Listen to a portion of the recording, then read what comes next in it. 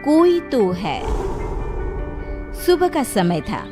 शौरनपुर गांव के सभी लोग अपने अपने काम में व्यस्त थे। कोई खेतों में काम कर रहा था तो कोई अपनी गाय भैंसों को चारा दे रहा था। कुछ बच्चे गांव की नदी के पास गेंद से खेल रहे थे। खेलते खेलते तभी सोनू के हाथ से गेंद नदी में गिर जाती है। सोनू, तूने मेरी गेंद फेंकी है नदी में तो तू ही लाकर देगा। पर मैंने जानबूझकर तो नहीं फेंकी, तुम सबने देखा। मुझे कुछ नहीं पता, मुझे बस मेरी गेंद चाहिए। अरे छोड़ो ना, तुम दोनों एक गेंद के पीछे लड़ाई क्यों कर रहे हो? एक गेंद ही तो है ना, दूसरी खरीद लेंगे। वो गेंद मेरे मामा शहर से मेरे लिए लाए थे, जो इसने अभी अभी नदी में फेंक दी। तू बड़ी इसकी तरफदारी कर रहा है, तू ही क्यों नहीं ला देता मेरी गेंद? हाँ ठीक है, मैं ही लाऊंगा तेरी गेंद। पिंटू तरुण की गेंद लाने के लिए नदी में जाता है।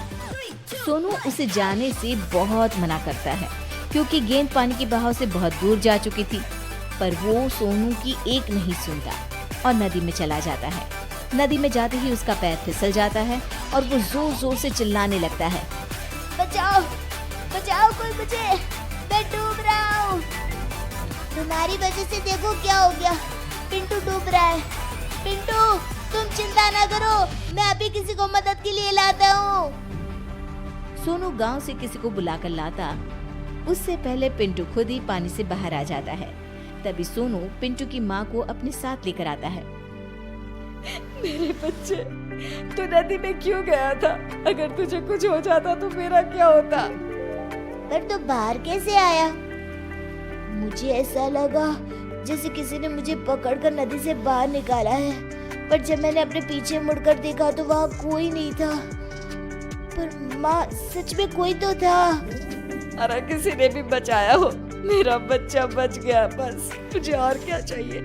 चल अब घर चलते हैं। बात को टालते हुए रामती और बाकी बच्चे वहाँ से अपने अपने घर चले जाते हैं। अगले दिन सुबह सुबह कल्लू अपनी पत्नी को खूब मार रहा होता है क्योंकि एक तो उसने नशा किया हुआ था, ऊपर से आज रेखा से सब्जी में थोड़ा नमक तेज हो गया था। इतना घटिया खाना कौन बनाता है?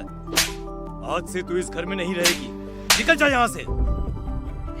मुझे माफ कर दीजिए, आगे से मैं ध्यान से खाना बनाऊंगी, बस मुझे घर से ना निकालिए। अरे क्यों मार रहा है बेचारे को? ऐसा उसने क्या कर दिया जो उसे मारे ही जा रहा है? इसको बिल्कुल भी खाना बनाने नहीं आता, कभी मिर्ची तेज कर देगी तो कभी नमक। इसका मतलब तू उसे मारेगा? अरे कभी कभी तो हमसे भी खाना अच्छा नहीं बनता, हमारे पति तो हमें बिल्कुल नहीं मारते। पर मैं आज इसे नहीं छोड़ूंगा, ये तभी सुधरेगी। कल्लू अपनी पत्नी पर जैसे ही हाथ उठाने वाला होता है, कल्लू के सर पर पीछे से कोई थप्पड़ मारता है। कल्लू पीछे मुड़कर देखता है तो पीछे कोई नहीं होता। वो फिर अपनी पत्नी पर हाथ उठाता है।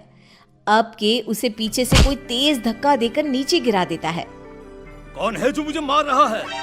पास में पड़ा डंडा अचानक हवा में उड़ते हुए आता है और कल्लू को जोर जोर से मारने लगता है। पूरा गांव ये दृश्य आंखें फाड़ फाड़ कर देख रहा होता है। अरे अरे अरे, कौन है जो मुझे इतना मारे जा रहा है? दिखाई क्यों नहीं देता तू? मैं अब कभी अपनी पत्नी को नहीं मारूंगा, जैसा बनाएगी वैसा ही खा लूंगा चुपचाप। अब मुझे छोड़ दो। कल्लू के इतना कहने पर डंडा रुक जाता है और नीचे गिर जाता है। उसकी पत्नी उसे उठाकर अपने साथ घर के अंदर ले जाती है। ये तो चमत्कार ही हो गया, ऐसा तो मैंने कभी नहीं देखा। आखिर ये कैसे हो सकता है? सामने कोई दिखाई नहीं पड़ रहा था और डंडा अपने आप कल्लू को पीटे जा रहा था। कुछ भी हो भीमा भाई, जो हुआ बहुत अच्छा हुआ।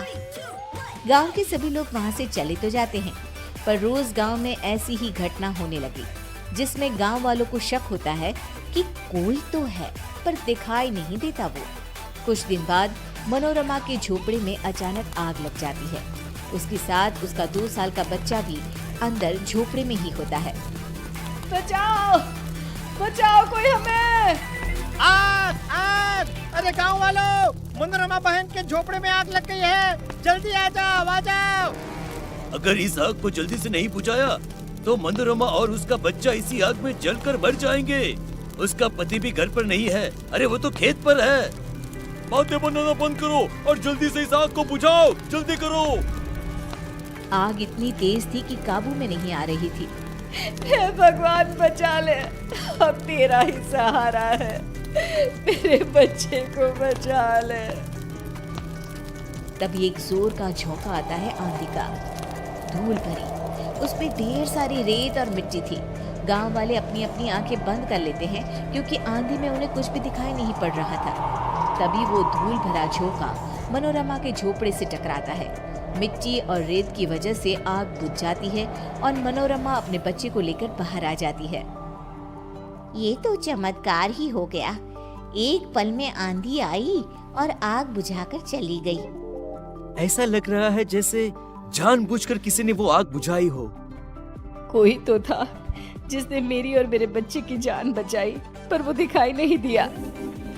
ये हमारे गांव में क्या हो रहा है? कोई तो है पर वो हमें दिखाई क्यों नहीं देता? काकी ने बिल्कुल सही कहा। इस गांव में कभी भी कोई मुसीबत हो तो वो तुरंत आकर उसे बचा लेता है, पर कभी किसी ने उसे देखा नहीं, बस महसूस किया है। अरे मैं तो कहता हूँ क्यों न हम सब मंदिर के पंडित के पास चले। हाँ, ये सही रहेगा। वो पंडित जी बहुत पहुँचे हुए पंडित हैं। वो जरूर बताएंगे इसके बारे में। फिर सभी गांव वाले मिलकर मंदिर जाते हैं पंडित से मिलने। अरे भाई क्या हुआ? आज पूरा गांव मंदिर में कैसे? जरूर कोई बात है। आपने बिल्कुल सही कहा।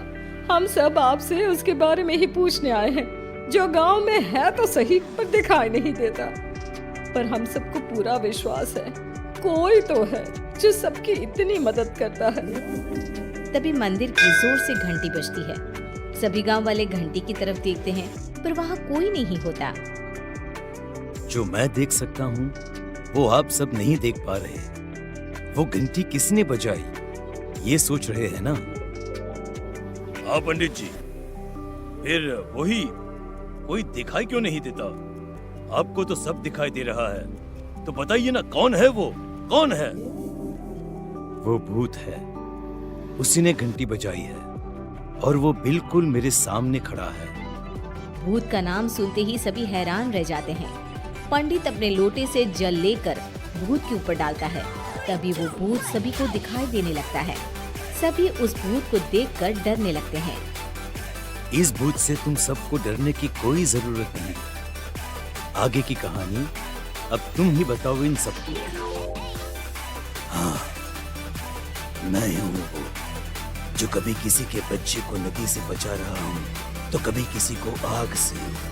वो सब मैंने ही किया है और ये सब मैं इसलिए कर रहा हूँ क्योंकि मुझे अपनी गलतियों पर बहुत पछतावा है।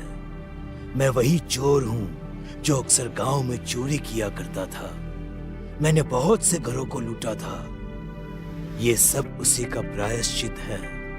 मैं मर गया और भूत बन गया, फिर भी मुझे अपनी गलतियों का पछतावा होता रहा। एक दिन पंडित जी ने मुझे देखा और बोले, जिन घरों को तूने लूटा था उनकी रक्षा करना तेरा फर्ज बन गया है। तभी मुझे अपनी गलतियों की माफी मिलेगी और मुक्ति मिलेगी। अब तुम्हारा प्रायश्चित पूरा हुआ। मैं तुम्हें मुक्ति प्रदान करता हूँ। उसके बाद भूत उस गांव से हमेशा के लिए गायब हो गया।